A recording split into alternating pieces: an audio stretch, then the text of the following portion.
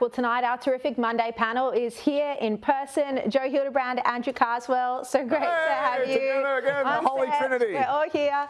Look, let's start with Dennis Shanahan wrote a great column on the weekend where he said that, normally at this time of year, the government would be brushing off its policy barnacles, cleaning up, the odd thing that it hasn't done. But Andrew, it is under siege at the moment. It's performed so badly in so many areas, and Dennis Shanahan goes through them. From The Voice to Qantas to Israel to cost of living crisis. I mean, it's such a contrast with the long honeymoon that the government had. Yeah, they've effectively wasted the year from go to woe, and this should have been the year that they built a firm policy platform which would take them into what effectively could be an election year next year. But they've wasted it. And not only have they wasted it, Anthony Albanese himself has pretty much put the goodwill of the public that he had in a bin, put the accelerant on and lit a match. He's basically, it's blown up in his face. And there's some good numbers from the master builders today that said his personal numbers have gone down 37 points since May. So they're in a world of pain. But the problem they've got is, how do they get out of this? And they've got barnacles all over their boat that's weighing it down left, right and centre. They've got an industrial relations bill that they've got to get through that's basically picking a war with a cashed-up business community. That they're going to spend the next 8 months going to war with business. Is that their answer to getting themselves out of this hole? Yeah. Look, all these different issues, Dennis argues, it ultimately comes down to Anthony Albanese's personal lack of political judgment. And Joe, now we're seeing that Labor, both federally and at a state level, is coming under siege from the Greens as well. Yeah, I think the polls, the state Labor polls in New South Wales, and also what we're seeing happening federally, come down to a couple of things. One is there's a cost of living crisis that is really starting to bite. People thought the worst was behind them, and then suddenly they get hit with another increase on Cup Day when everyone's meant to be having fun and losing money in a different way, and the prospect even being raised of further increases down the track. And that makes people suddenly far less forgiving of mistakes that the government makes, even in other unrelated areas. I think The Voice was obviously, I mean, I've spoken ad nauseum about this. It was an awfully run campaign. It was a sloppy, ill-disciplined, confused campaign. It was, in fact, two campaigns that weren't even talking to each other, running different messages. It didn't know what it thought. It didn't know who it was targeting. It was just, frankly, embarrassing. But having said that, the government is going to drop that like a hot potato. It is going to move on to other things.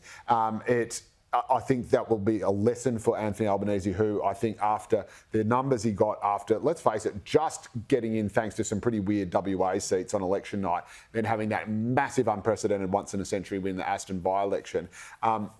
Overconfident. Albo, I think, can be overconfident at times, and I think he was overconfident with The Voice and has been overconfident on his ability to handle other issues when people are really hurting and suffering. And so I think and hope that the failure of The Voice and the cooling of these numbers will make him think, all right, maybe I've got to be a bit more sensible. But let's not forget that most first-term governments are really, really wobbly, and typically a government gets in a big way in the first election and then scrapes through in the second.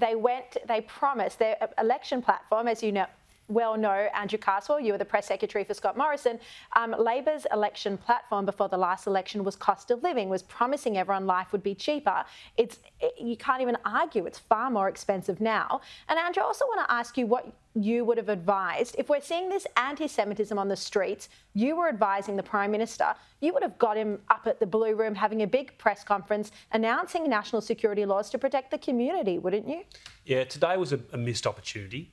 And it needed leadership today. It needed Anthony Albanese to walk out. Well, needed leadership a month ago, but... It certainly did, but today was the day where he needed to stand up and cut the head off the beast, which is anti-Semitism. He needed to call it out and look down the cameras and stand up in front of the full press gallery and call it out for what it is and demand action from the authorities.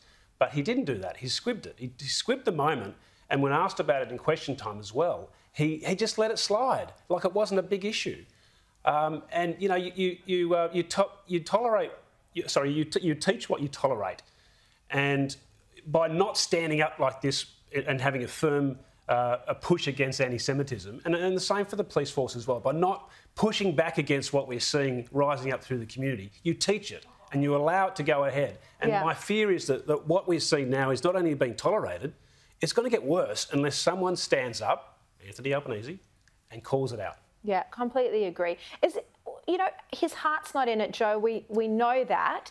But is it also that people like Tony Burke are having undue influence? It's actually, yeah, it's more, I think Albo's heart is in it. I think he genuinely, obviously doesn't want, you know, I think it's the sort of thing he would instinctively and naturally say. The problem is, and again, this is just really domestic political considerations, which I agree should be swept to one side when you're talking about this sort of tsunami of race hate, effectively, that is rising. But you've got this problem where among the very among the inner city, that's right, among the inner city, frankly, very white upper middle class left.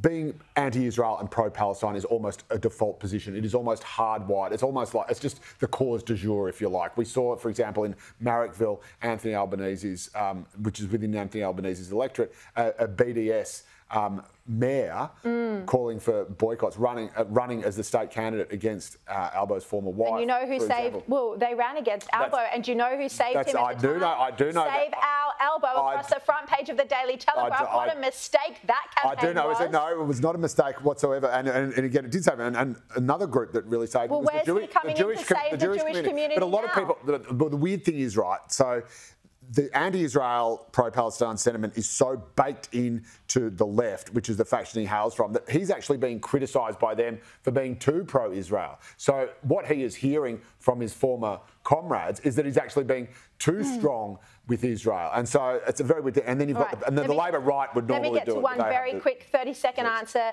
Andrew Carswell, the ABC Tonight on Q&A, platforming two people who've either made anti-Semitic or highly offensive comments about Israel. Should they be doing that?